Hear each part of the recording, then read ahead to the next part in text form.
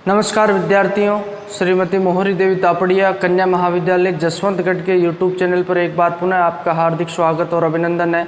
मैं प्रवक्ता चंद्र प्रकाश गुर्जर। आज की क्लास हमारी बीए द्वितीय वर्ष के छात्रों हेतु इतिहास विषय की होगी। इतिहास विषय के दौरान बात की जाए तो निरंतर राजस्थान के इतिहास का हम अध्ययन करें। राजस्थान के इतिहास के तहत बात की जाए तो राजपूतों की जीवन पद्धति और आदर्श के बारे में पढ़ें। राजपूतों की जीवन पद्धति का हिस्सा उनके द्वारा जो मनाए जाने वाले त्यौहार, उनके रीति रिवाज, परंपराएं, प्रथाएं रहती है। आज उसी क्रम में हम जिस रीति रिवाज और परंपरा प्रथा की बात करेंगे, यानी कि राजपूतों में मृत्यु के संबंध में कौन कौन से रीति रिवाज प्रचलित थे, मृत्यु के पश्चात कौन कौन सी प्रथाओं का पालन राजपूत जाति में किया जाता था, आज उसी के बारे में हम अध्ययन करने वाले हैं। मध्यकालीन जो राजपूत युग की बात की जाए तो राजपूतों में जो मृत्यु के पश्चात विभिन्न संस्कारों को पूर्ण किया जाता था, उन सब के बारे में आज जिक्र करेंगे। एक तो बात की जाए तो ये मृत्यु का संस्कार है। जैसे हमारे हिंदू धर्म के अनुसार जो 16 संस्कार है जन्म से लेकर मृत्यु तक, उनमें जो अंतिम संस्कार किसे माना गया, जो अंत्येष्टि संस्कार, जिसे कहा जाता है कि मृत्यु के पश्चात जो पूर्ण होता है, संपन्न होता है, उसे क्या, जो अंत्येष्टि संस्कार। गर्भ से जो बात की जाए, गर्भ धारण से लेकर जो मृत्यु तक 16 संस्कार होते हैं, उनमें ये एक संस्कार होता है, कौन सा, अंत्येष्टि संस्कार होता है, जो किसी व्यक्ति की मृत्यु के पश्चात संपन्न किया जाता है। आज उसी के बारे में हम बात करेंगे कि राजपूतों में इस संस्कार को किस तरीके से जो पूर्ण किया जाता था और राजपूतों में इस संस्कार यानी मृत्यु से संबंधित कौन कौन सी जो परंपराएं और प्रथाएं हमें देखने को मिलती है। मूलतः हमने राजपूतों के शिष्टाचार के बारे में बात की। शिष्टाचार संबंधी जो शब्दों का जो उनके द्वारा प्रयोग किया जाता, तो हमने देखा था किसी व्यक्ति की मृत्यु होने के पश्चात जो राजपूतों के द्वारा जिस शब्द का प्रयोग किया जाता था, जैसा कि हमने देखा देवलोक होना, यानी कि देवलोक होना, धाम पधारना, ऐसे शब्दों का किसी व्यक्ति की मृत्यु होने के दौरान प्रयोग किया जाता था। तो किसी व्यक्ति की मृत्यु की संबंधित बात की जाए तो मृत्यु के पश्चात उसका जो अंतिम संस्कार किया जाता, जिसे ही अंत्येष्टि संस्कार, यानी उसके शव को जला दिया जाता था, दाह संस्कार कर दिया जाता, उसे अंत्येष्टि संस्कार कहते हैं। मूलतः देखेंगे हिंदुओं में जो दाह संस्कार करने की परंपरा है, वह कौन सी परंपरा है, जो मृतक के शव को जलाकर दाह संस्कार किया जाता है। राजपूतों में भी यही प्रथा प्रचलित है। अगर बात की जाए हिंदुओं में दो तरह, जो अगर बात की जाए दो तरह के से दाह संस्कार किया जाता है, एक तो जलाकर और एक ज़मीन में गाड़कर।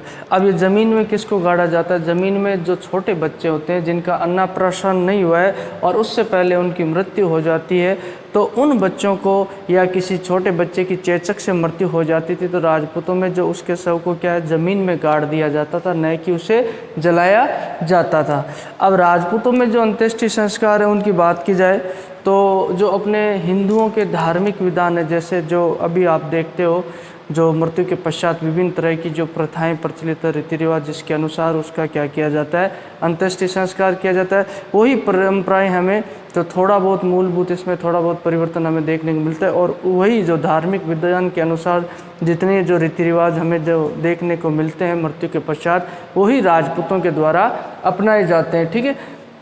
अब जितनी भी है राजपूतों के अंत्येष्टि संस्कार की क्रियाएं प्राय हिंदू धार्मिक विधान से मिलती जुलती हमें देखने को मिलती है। मूलतः हम देखेंगे जिस तरीके से जो वर्तमान सामाजिक व्यवस्था में जो कि जिस मृत्यु के पश्चात जिस तरीके से क्रियाक्रम उसका किया जाता है, वही हमें उस वक्त देखने।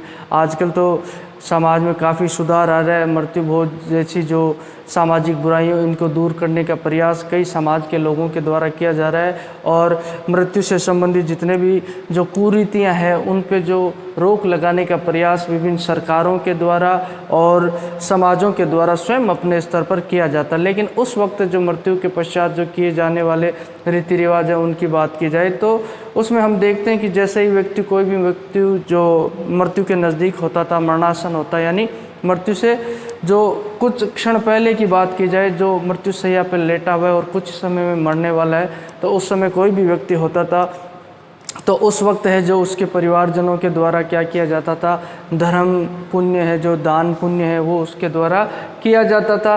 और जैसे हम देखते हैं कि कोई व्यक्ति मरणासन होता है तो दान पुण्य, गरीबों को कुछ देना और इसके अलावा जानवरों के लिए कुछ डलवाना, ऐसी चीज़ें की जाती है। ये प्रथाएं उस वक्त हमें देखने को मिलती है। जो राजपूतों के दौरान अगर बात की जाए समाज का हिस्सा उस वक्त रहती है, और मृत्यु के पास जो मरणासन व्यक्ति होता था उसे गीता का पाठ सुनाया जाता ताकि उसकी क्या जो आसानी से उसकी आत्मा उसका शरीर छोड़ दे, ऐसा उनका मानना होता। तो इस तरीके से जो मरणासन व्यक्ति के पास जो दान पुण्य का कार्य किया जाता था और इसके अलावा जो उसको गीता का पाठ सुनाया जाता था। और जो अष्टमहादान प्रथा प्रचलित थी, अष्टमहादान किसे कहा जाता है, ठीक है,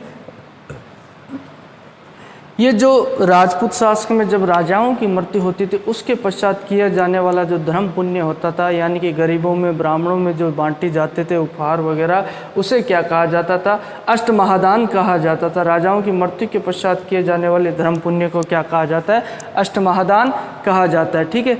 अब जब किसी व्यक्ति की मृत्यु हो जाती तो उसके बदले में मैंने बताया आपको देवलोक होना ही शब्द का प्रयोग किया जाता था या धाम पधारना शब्दों का प्रयोग किया जाता था। व्यक्ति की मृत्यु होने के पश्चात जो उसकी शव यात्रा निकाली जाती थी, शव यात्रा के दौरान बात की जाए उसकी अर्थी के ऊपर से जो चांदी के फूल वगैरह और रुपए फेंकने की प्रथाएं हमें देखने को मिलती है। उसके ऊपर जो रुपए उछाले आज भी देखते हैं, जो किसी व्यक्ति की जो मृत्यु हो जाती है तो उसके ऊपर से जो पैसे फेंकने की, जो रुपए उछालने की और ये चांदी के जो फूल, चांदी के सिक्के वगैरह उछालने की प्रथा हमें आज भी देखने को मिलती है। राजपूत समाज में उस वक्त ये प्रथा प्रचलित थी।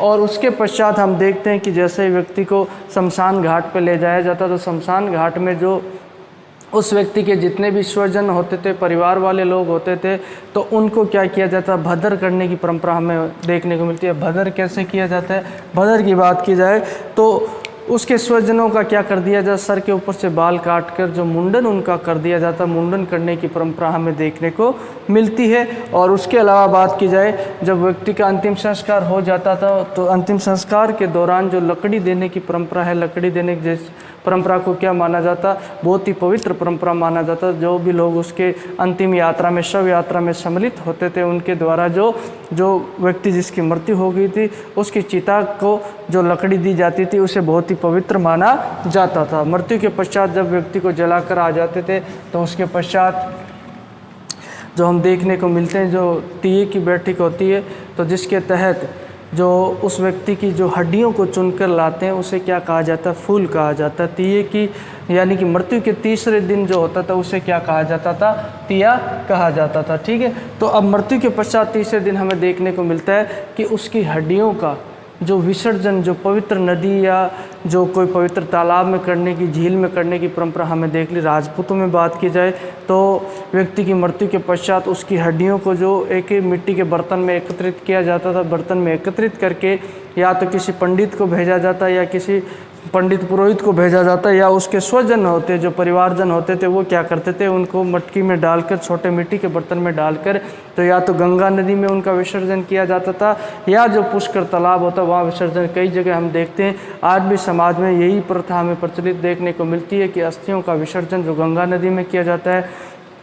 कुछ समाज के लोगों के द्वारा बात की जाए तो राजस्थान में पुष्कर में जो विसर्जन करने की परंपरा भी हमें देखने को मिलती है। तो राजपूतों में देखते हैं कि जो पुष्कर झील में भी जो हड्डियों का विसर्जन यानी कि जो फूलों का विसर्जन किया जाता है, उसके अलावा जो गंगा नदी है उसमें उनके फूलों का विसर्जन किया जाता। फूल यानी जो मृतक व्यक्ति की जो अस्थियां होती थी, उन अस्थियों को जलने के पश्चात जो चुनकर लाते थे उसे फूल कहा जाता था, ठीक है। और चिट्ठी इसी तीसरे दिन है जो शोक संदेश भिजवाए जाते हैं। हम देखते हैं ना वो चिट्ठी लिखने की परंपरा है, यानी जो उसके जितने भी रिश्तेदार होते हैं, स्वजन होते हैं, उन तक जो शोक संदेश पहुँचाया जाता है, मृत्यु का समाचार पहुँचाया जाता है। ये प्रथा हमें राजपूतों में देखने को मिलती है। और मुख्यतः हम देखेंगे वर्तमान समय भी समाज का ये हिस्सा है। और मृत्यु जैसे ही व्यक्ति की मृत्यु हो जाती है तो इसी तरीके से हमें जो देखने को धार्मिक विधान देखने को मिलते हैं। हिंदू धर्म से इनके सारे के सारे धार्मिक विधान हमें जो मिलते जुलते मिलते हैं।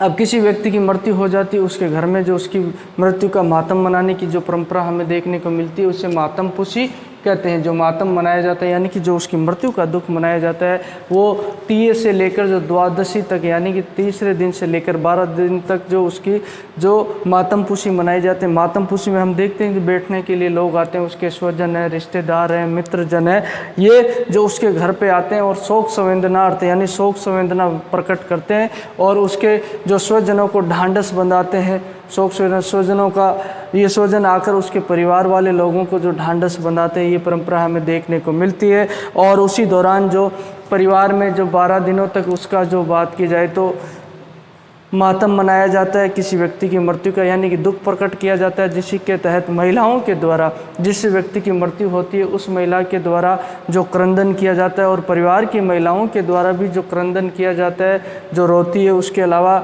जो उस व्यक्ति की जो किसी राजा महाराजा की मृत्यु हो जाती थी, उनकी रानियों के द्वारा जो क्या कर लिया जाता था, अपने हाथों की चूड़ियों को तोड़ लिया जाता था, जिसे चूड़ी झाड़ना कहते हैं। उसके अलावा जो वह उसके जो अपने पति के लिए बिलखती थी, रोती थी, उसे क्या कहते हैं, पल्ला लेना कहते हैं। ये पल्ला लेने की परंपरा है। जब कोई दूसरी परिवार की जो बात की जाए, जो महिलाएं आती थी जिन ढांढस बनाने के लिए, मातम मनाने के लिए, तो उस वक्त परिवार की महिलाओं के द्वारा जो रोया जाता था उसे क्या कहते हैं, पल्ला लेना कहते हैं। ये परंपरा का प्रचलन हमें देखने को मिलता है। अब बात करते हैं सुनावनी किसे कहते हैं। सुनावनी की बात की जाए, मान लो किसी व्यक्ति की मृत्यु कहीं दूसरी जगह हो जाती है और इसकी सूचना उसके परिवार वालों को मिलती है, तो उसे क्या कहते हैं, सुनावनी कहते हैं। किसी दूसरी जगह हो जाती है मृत्यु कोई दूर देश में, और हो सकता है उसका जो शव वहाँ नहीं पहुँच पाता है, तो उनकी सूचना जैसे ही उसको मिलती है मृत्यु के पश्चात उसे सुनावनी कहते हैं। और उसके पश्चात पानीवाड़ा उनके द्वारा किया जाता है। उसके परिवार वाले लोग होते हैं, घर के लोग होते हैं, उनके द्वारा जो तालाब में जाकर स्नान किया जाता है और मृतक व्यक्ति को जलांजलि दी जाती है, उसे क्या कहा जाता है, पानीवाड़ा कहा जाता है। इन प्रथाओं का प्रचलन हमने देखने को मिलता है। और जिस व्यक्ति की मृत्यु होगी उस व्यक्ति की मृत्यु के तीसरे दिन से लेकर जो द्वादशी तक जो गरुड़ पुराण का पाठ किया जाता है। हम देखते हैं सामान्यतः जो व्यक्ति की मृत्यु हो जाती है उसके पश्चात जो घरों में, जो अपने समाज में हम देखते हैं, तो गरुड़ पुराण का पाठ किसके द्वारा, पंडित के द्वारा किया जाता है। लोक परलोक की जो कथाएं बताई जाती है, उसके अलावा जो व्यक्ति को नैतिकता के नियम, नैतिकता पे चलने का पाठ गरुड़ पुराण के तहत बढ़ाया जाता है और कहा जाता है कि आपके जो गलत कार्यों का लेखा जोखा ऊपर रखा जाता है। ये गरुड़ पुराण करने की जो इस गरुड़ पुराण का पाठ पंडित के द्वारा किया जाता है। आज भी हम देखते हैं मृत्यु के पश्चात इसका पाठ किया जाता है। और मृत्यु के दूसरे दिन जो 12वें दिन क्या होता है, उस मृत व्यक्ति का मौसर किया जाता है। द्वादशा की तो मृत व्यक्ति के मौसर के दौरान हम देखते हैं कि अपने परिवारजनों को, स्वजनों को, मित्रगणों को, रिश्तेदारों को, सभी को बुलाया जाता है और यहाँ जो भोजन का आयोजन उनके द्वारा किया जाता है, सबको भोजन दिया जाता है। पुरोहितों को जो खाना खिलाया जाता है उसे क्या कहते हैं, मौसर कहते हैं। मौसर की परंपरा में सामान्यतः देखते हैं हम जो मालपुआ वगैरह, लड्डू वगैरह बनाने की परंपरा उस वक्त हमें देखने को मिलती है। बहुत ही बड़े स्तर पर खूब सारे लोग इकट्ठे होते थे मौसर के दौरान।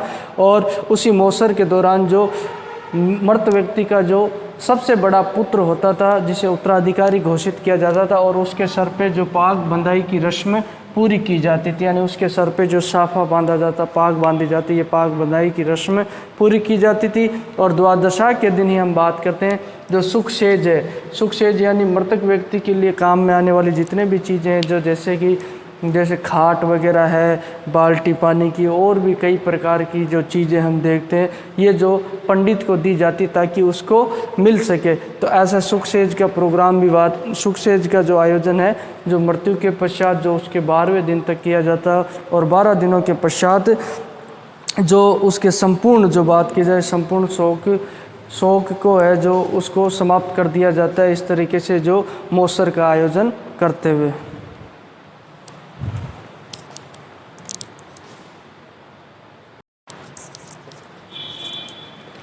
तो विद्यार्थियों, आज की क्लास में हमने देखा किस तरीके के से जो बात की जाए राजपूतों में जो मृत्यु के पश्चात जो प्रचलित प्रथाओं और प्रचलित परंपराओं का निर्वहन उनके द्वारा किया जाता है। मृत्यु के पश्चात हम देखते हैं किस तरीके से व्यक्ति का जो अंतिम संस्कार समाधान जो उनके द्वारा किया जाता था, जो परंपराएं प्रचलित थी। मृत्यु के पश्चात जो तीसरे से लेकर जो 12वें दिन तक उनके द्वारा जो शोक संवेदनार्थ जो मातमपुशी मनाई जाती थी, और मृत्यु के पश्चात जो भद्र होने की जो बात है, रीति रिवाज परंपराएं हमें देखने को मिलती है। उसके अलावा जो गरुड़ पुराण का जो पाठ जो पंडित के द्वारा किया जाता है, ये विभिन्न प्रकार की जो परंपराएं मृत्यु के पश्चात हमें राजपूतों में देखने को मिलती है।